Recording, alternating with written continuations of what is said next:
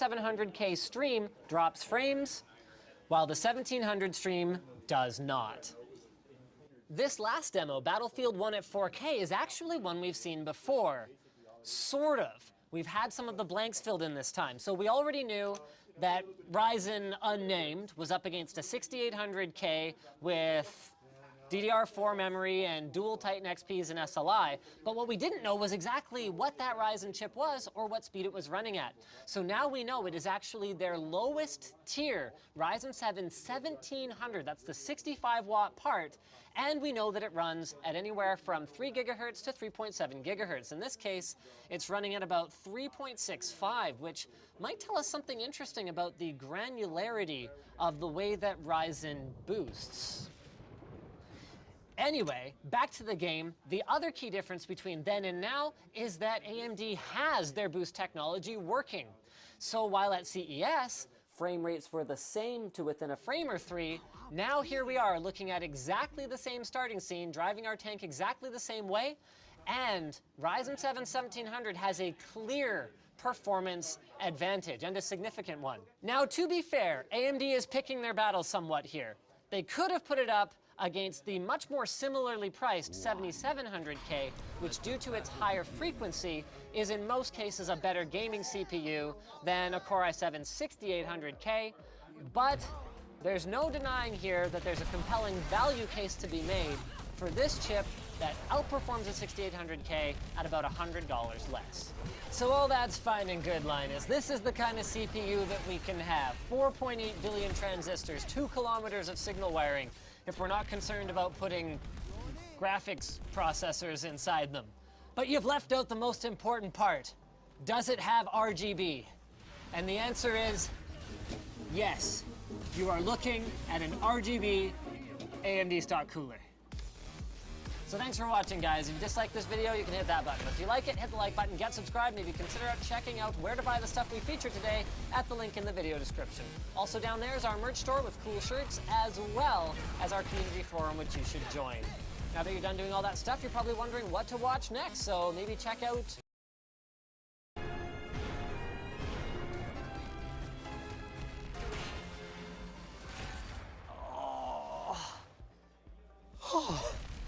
I just sat through over 3 hours of AMD presentations.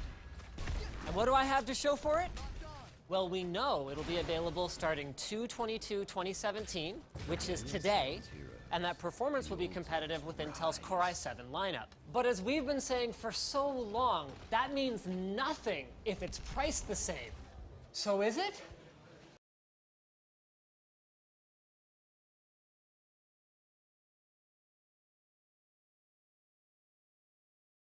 Hey guys, this is Austin. If you're into computers, you've probably heard about AMD's Ryzen, but what's all the hype about? So AMD invited us out to San Francisco, where we got to learn a ton about the brand new Ryzen 7 processors. Now these are high-end. We're talking about prices between $330 and $500. However, they have very high-end performance to match. All Ryzen 7 processors have 8 cores with hyper-threading, you can overclock them, and they don't even have integrated graphics. They really are completely targeted toward the high-end desktop market, whether you're gaming, editing, whatever. So what I'm curious about is what they're actually like to use. So the first thing I want to check out is the demo showcase. So AMD has a lot of different Ryzen systems here, including a couple maybe i7s. So one of the big advantages that Ryzen has are more cores. They're just about as fast as what you'll find on the Intel side. So for example, at about the same price, on this side they have an R7 1700, and on this side there's an i7 7700K. And the big difference here is that while this is a 4-core hyper-threaded system, this is an 8-core hyper-threaded system.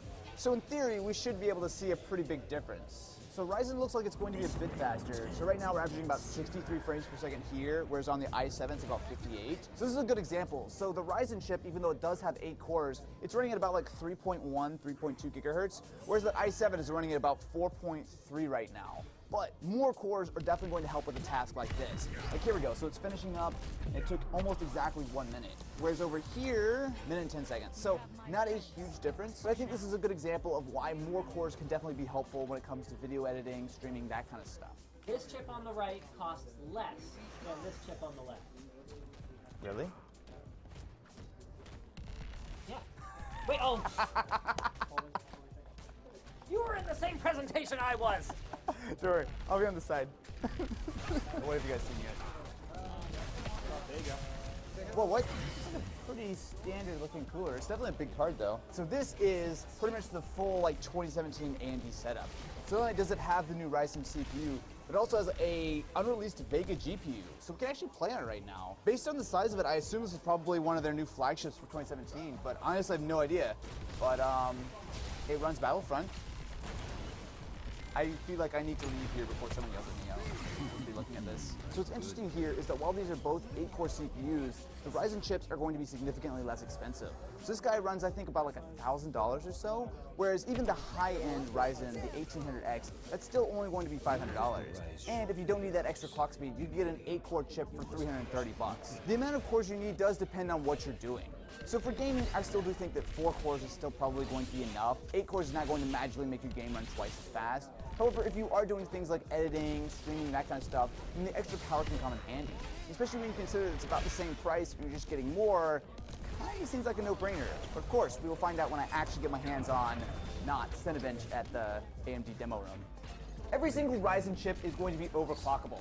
So as long as you have a motherboard that supports it, you're going to be good to go right out of the box. As you can hear from the incredibly loud music behind me, we've got something just a little bit over the top in mind.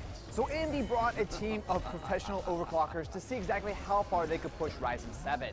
So right now, they have got it over 5.1 gigahertz on all 8 cores. And of course, that's with the help of a little bit of liquid nitrogen and a whole lot of voltage. So it just goes to show that if you do want to push Ryzen, there's definitely a lot of headroom there. There you go. 5.14 gigahertz. So right now they are 3 points away from a world record in Cinebench. Yeah, those guys. Ryzen 7 will be available for pre-order starting today and will be on sale March 1st. So you get 3 different options. There's Ryzen 7 1700, which will cost you $330. There's 1700X, which will cost you $400, and there's 1800X, which will cost you $500. Now, even though there's a big price difference, they're all 8-core, and they're all essentially the same. The biggest difference is the clock speed and how high you can overclock. On top of Ryzen 7, which is exciting on the high end, if the leaks and rumors are to be believed, then there might be some lower end options coming soon. So definitely be sure to let me know what you guys think about Ryzen in the comments below, and stay tuned. There may be a couple PC builds coming soon.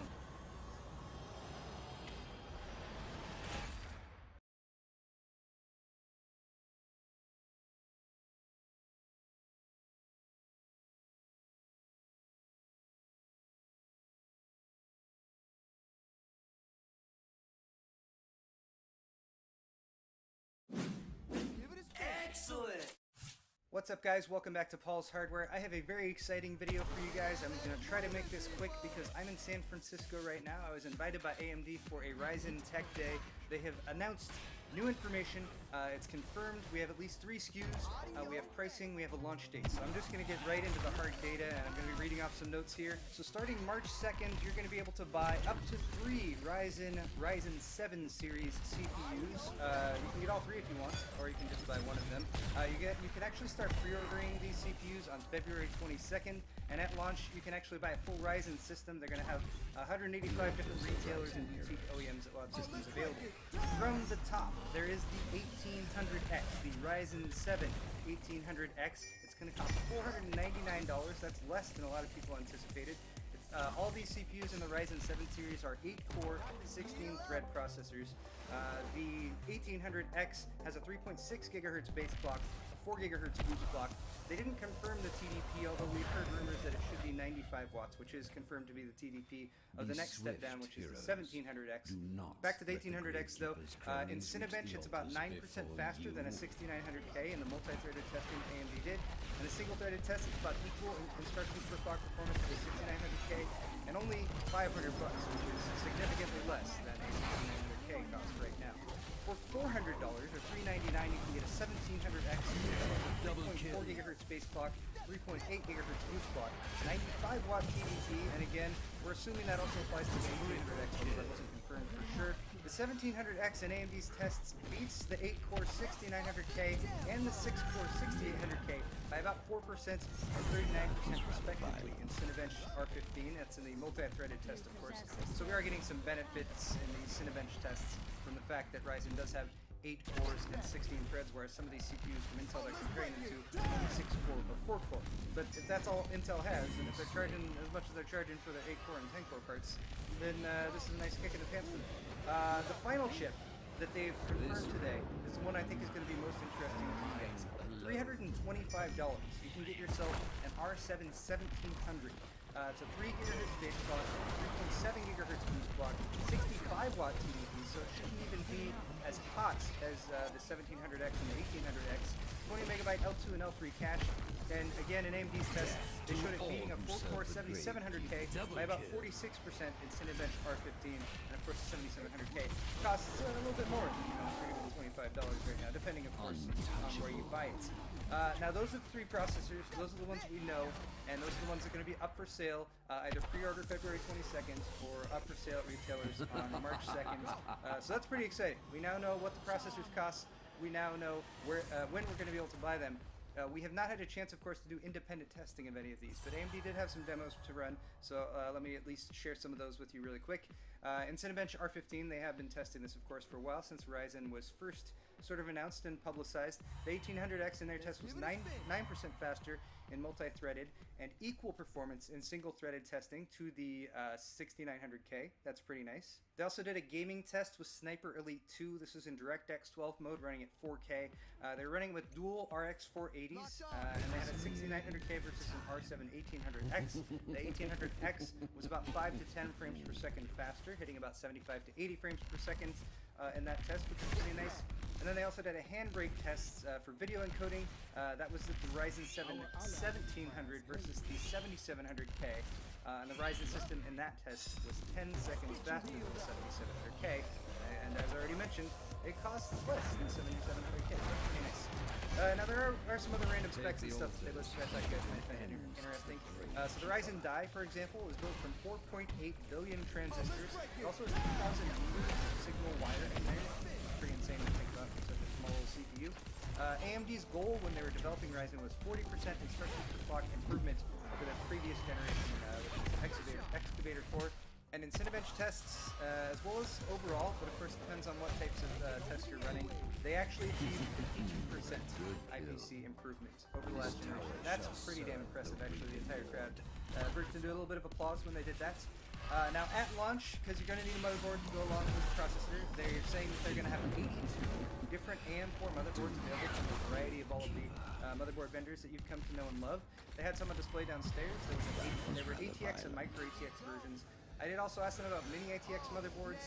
They are expecting them to come out, probably not right at launch, but they will be coming out in the future.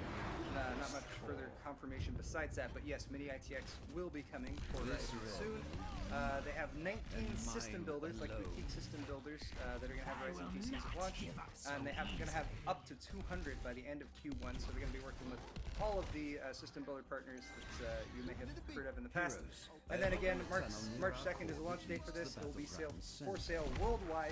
They're saying it will have strong availability, which I take to mean that yes, there will be lots of them, but given the pricing here, you might still expect them to sell out. So we usually don't recommend pre-orders, but you never know. I mean, if you really want a Ryzen, you might want to pay attention to that February 22nd pre-order date. Pre-orders as well for sale. That's pretty much all I have to say about Ryzen, but I wanted to leave you guys with one last thing. That's a look at an actual Vega GPU. Yeah, this is the same one that they had on display at CES. They weren't letting anyone take a very close-up look at it unless you expect to like light it. But anyway, even then they had it like taped over with gap tape and stuff. They don't have it taped over now, so you can actually see the power delivery on it. It's a C pin or a C pin. That's pretty much all there is to see. Again, this is an engineering sample board. That's why it's got like a USB 3.0 and stuff like that. But that wraps it up for this video, guys. Again, I really hope you enjoyed it. All that information is really exciting news. I'm really excited for Ryzen. I think the pricing is right in line with what we were hoping it would be, because it's really going to challenge Intel and a lot of fronts, and it's going to bring like an 8-core CPU, 8-core 16-thread CPU down to a little bit more reasonable price for people who are looking to build a higher-end system for gaming or content creation or what have you. Of course, we don't have any independent tests yet. All of those are going to be coming out in the future, so keep an eye, of course, on my channel as well as other channels. I'll post some links to some people who are here down in the description too. And thanks for watching, guys. Hit the thumbs up button on your way out. We'll see you next time. You had better hurry. The altars rise again. one of my towers has been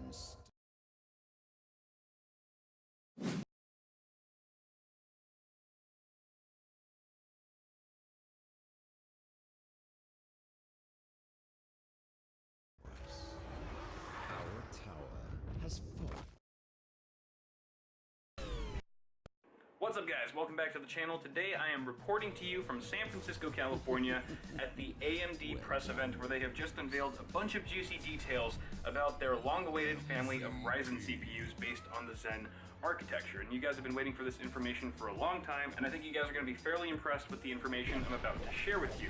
I do have a lot of stuff to do right after this, and I'm pretty pressed for time, so I'm going to make this quick and to the point. Hopefully you guys don't mind. So just diving right in here, disrupt was a big word in this press event that AMD kept throwing around because they are really trying to disrupt the market with the new Zen family of CPUs, and I believe they are going to, based on the prices and the specs that they have outlined in today's press event. All of the Ryzen 7 chips, all three of them, that are confirmed right now are going to feature 8 cores and 16 threads, so SMT of course. And by the way, all of the processors in the Ryzen family are going to have unlocked multipliers, which kind of keeps the trend that we've seen in the past from